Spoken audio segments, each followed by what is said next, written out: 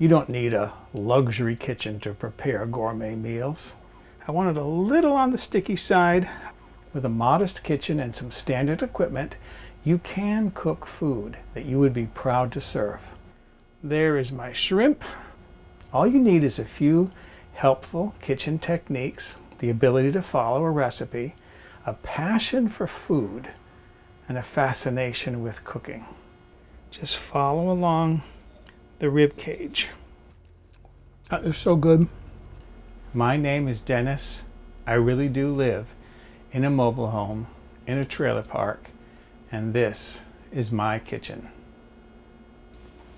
I want to make I think it's going to be a quick and easy cookie today. And I say quick and easy because I've made these almond cookies before in the past, and they were a lot of work because I had to find blanched almonds. I had to grind them up in the food processor to get the almonds reduced down to a flour. Well, I found in the store a couple of weeks ago finely ground almond flour. It's already done, so this should be a really easy cookie to make. Now, if you're gluten intolerant, this is what you want to make because there's no flour in this. It's all almonds, and this is gluten-free. So there's no glutens in these cookies. So this should be really simple now and really quick. So let's make almond cookies. In a large bowl, I'm going to combine my entire bag of almond meal / flour. This is 1 pound, 454 grams. And then I have here 1 cup, 200 grams of sugar. And I'm going to combine these and work out any of those lumps of almond meal. I need about a teaspoon of lemon juice here, so I'm going to juice a lemon. This is from my neighbor's tree once again. It's producing lemons now. There weren't any lemons on it for quite a while because I took them all. Someone wrote to me and said, show us a picture of this lemon tree that just produces such an abundance of lemons. Well, it's not much of a tree. It's only about 8 or 10 feet tall. It's just a little tree alongside my friend's mobile home, but it produces a lot of lemons. But I'll pick it clean. I mean, during the summer and the fall, when I was drinking a lot of iced cold lemonade, I picked everything that was on that tree as far as ripe lemons. There were no ripe lemons left. I haven't gotten lemons off that tree in probably 2 or 3 months, but now it's starting to produce a crop of ripe lemons again. There are a lot of lemons on that tree, so already now, I mean, it's winter time, and I'm picking lemons off of her tree. It's just one of those trees that produces, I mean, this is Southern California. This is not Michigan. We have lemon trees here, and they produce lemons year-round. This one doesn't have a lot of juice in it, but I only need about a teaspoon, and that should be enough right there. So there's my lemon juice. I'll clean up my mess here and continue working. I need to separate one of my eggs here. And I don't know that I have the right amount of egg in this mixture because I'm adjusting it from another recipe. Okay, so there's my egg white. I'm going to use that as an egg wash. And there's my eggs for my mixture. I may need to add, as I said, more egg to this because I'm adjusting this from a different recipe that I used years ago, but the proportions now are different. Okay, so returning back now to my cookie, my sugar and my almond flour, and that's an awful lot of almond flour. I don't think I have enough moisture here between my egg and my lemon juice, but we'll see what happens. I can always adjust and add more egg. I beat up those egg yolks in there, so that's 1 large egg and the yolk from 1 large egg, which is looking like very little moisture. That's my lemon juice. I don't need all of that. That's probably a tablespoon and a half. I only want about a teaspoon in there. And then I need half a teaspoon of vanilla extract. And I know my little squeeze dropper bottle here, each one of these eyedroppers is a quarter teaspoon. Now I'm going to start combining this, and if I have to add more egg, I will add more egg. I want a texture here that is malleable, pliable, almost like a dough, but that will hold together.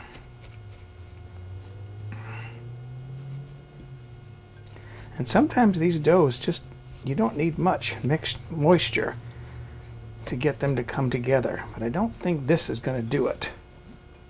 I'm going to get my hands in there because I know for some of these doughs it's just best to get your hands in there and start combining.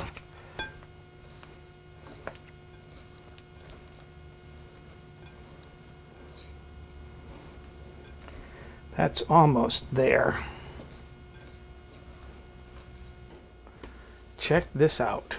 I have been pressing this together, forcing it all together. I did not add any more egg, any more moisture. But look at that. It all came together. It's a stiff dough, but that'll work. That'll be the cookie dough. It's almost like a pasta dough. It's so stiff. But that'll work for my cookies.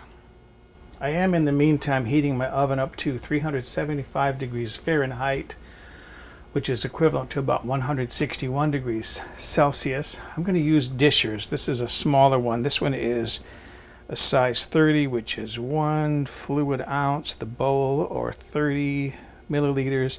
This one's a number 24, 1.5 fluid ounces, 44 milliliters. I like these because I can get everything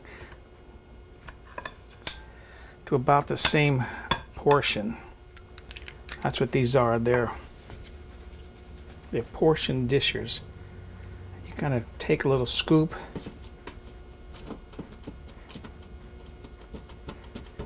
and then shape it into a ball and then flatten it out a little bit.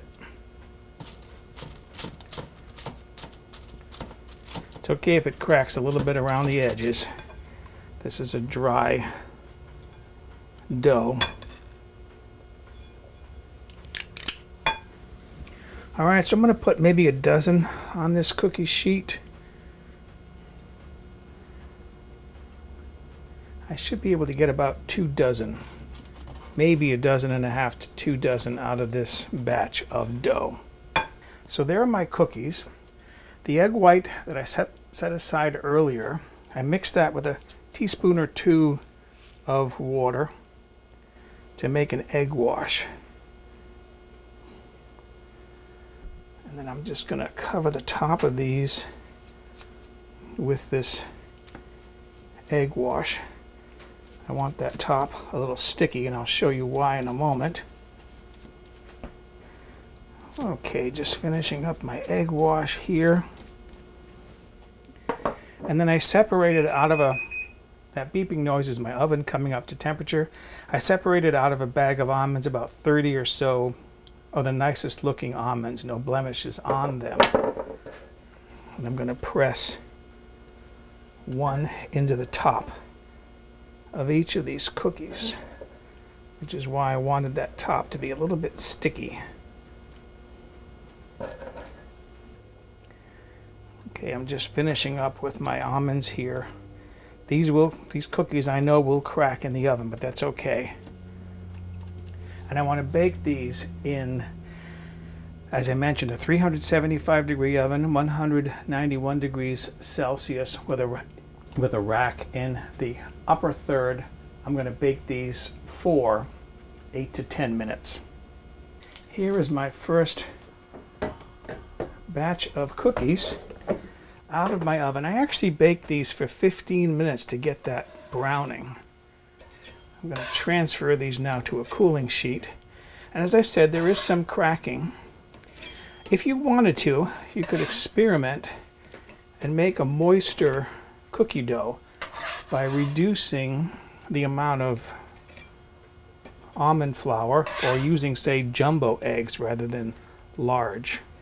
Extra large or jumbo eggs might work well. If you have large eggs, you may want to reduce the flour down to 14 ounces, 400 grams, or maybe even 12 ounces, 340 grams.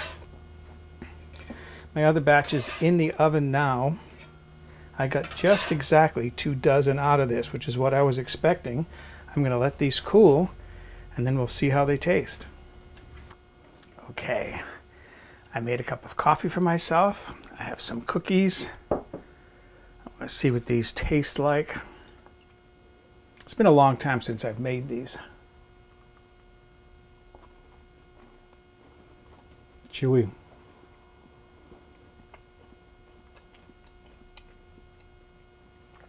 Nice flavor of almonds. Sweet without being overly sweet.